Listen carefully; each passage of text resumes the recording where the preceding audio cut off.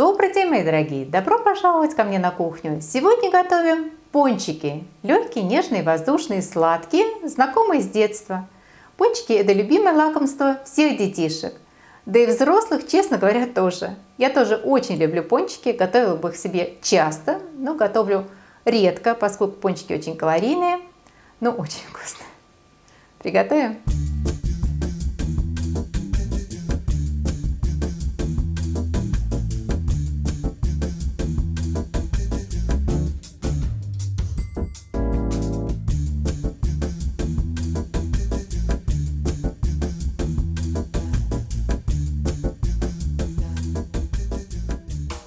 Итак, давайте начнем готовить. Нам понадобится 500 грамм муки, 300 миллилитров теплой воды, одно куриное яйцо, 50 грамм сахара, 25 грамм сливочного масла, растительное масло для обжаривания пончиков. Масло выбирайте рафинированное, дезодорированное. Я возьму олейна, классическое.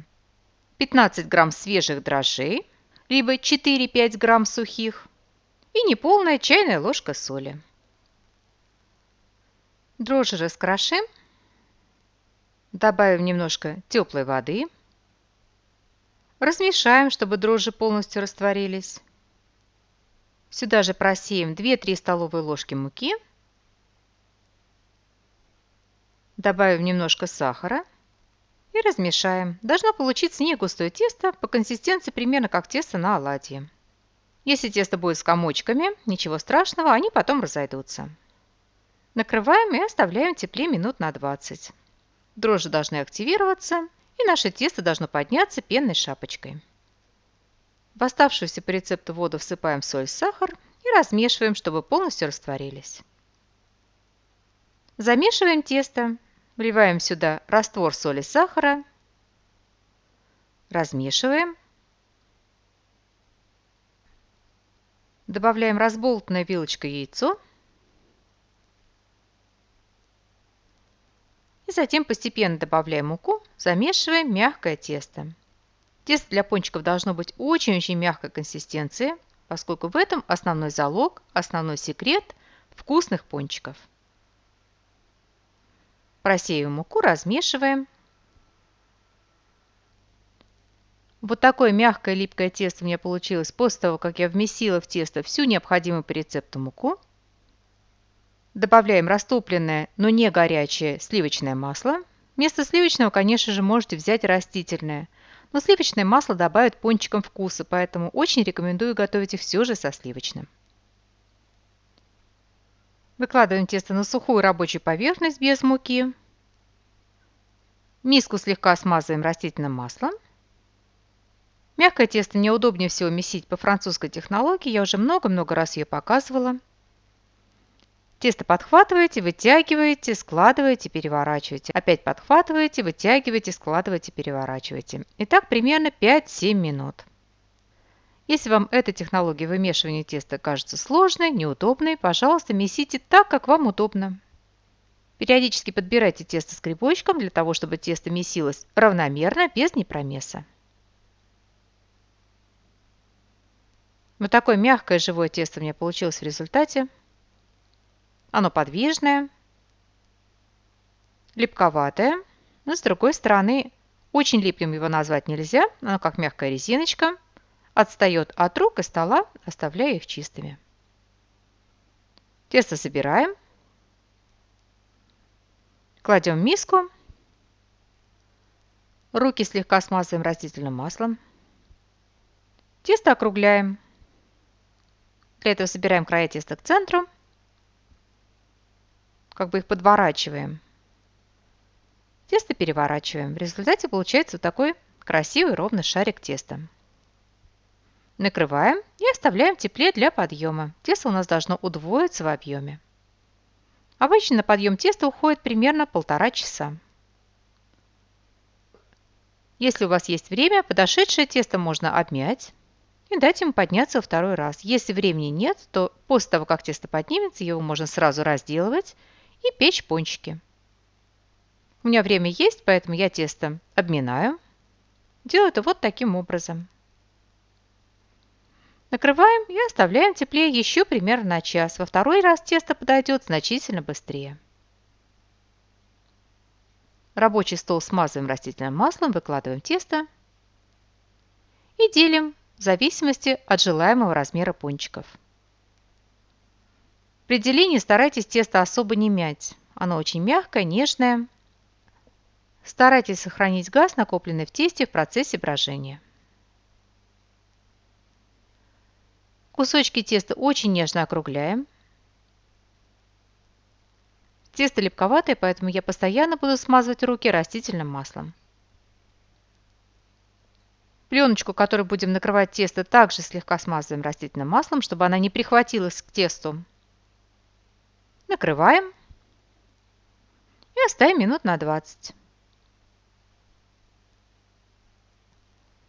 В каждом кусочке теста проделываем дырочку. И вот таким образом очень нежно и деликатно тесто растягиваем. Дырочка нужна, если вдруг кто не знает, для того, чтобы пончики лучше прожаривались, потому что без дырочки середина пончиков может остаться сырой. И таким же образом подготавливаем все остальные кусочки теста. Жарятся пончики очень быстро, поэтому я рекомендую сначала их сформовать, а затем уже разогревать масло и обжаривать. В процессе обжаривания делать это будет совершенно некогда. На сковородку наливаем растительное масло. Масла должно быть много. Пончики должны свободно плавать в масле. Уровень масла должен доходить примерно до середины пончиков. Обычно вполне достаточно слоя толщиной в 2 см. Масло разогреваем до горячего, но не очень сильно его раскаляем, иначе пончики моментально сгорят, но не успеют прожариться. В разогретое масло выкладываем пончики. Обжариваем с одной стороны. Я обычно ориентируюсь на количество пузырьков в центре пончика.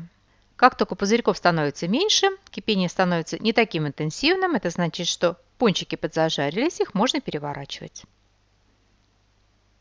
Лопаточкой аккуратно приподнимаю пончик. Низ пончика зарумянился, значит, пончики можно переворачивать. Аккуратно пончики переворачиваем. И обжариваем с другой стороны, также до румяности. Можно сделать еще несколько переворотов. И посмотрите, как хорошо вздувается тесто, какие воздушные, пузырчатые получаются пончики. На плотном тесте вы никогда таких пончиков не получите.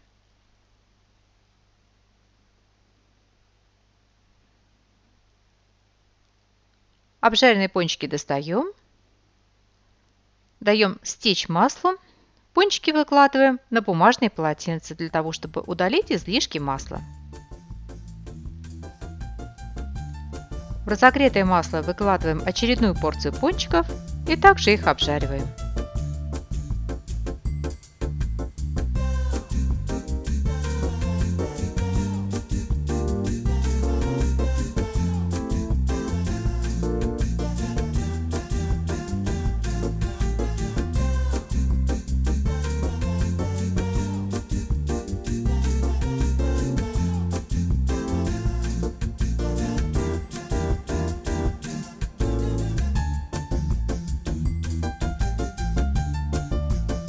Следим за уровнем масла в сковородке и периодически его доливаем.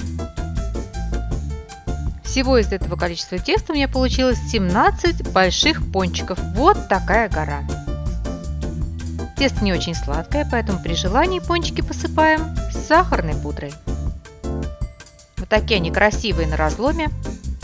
Пончики получаются очень воздушными, легкими и очень-очень вкусными. Такими, какими я их помню с детства.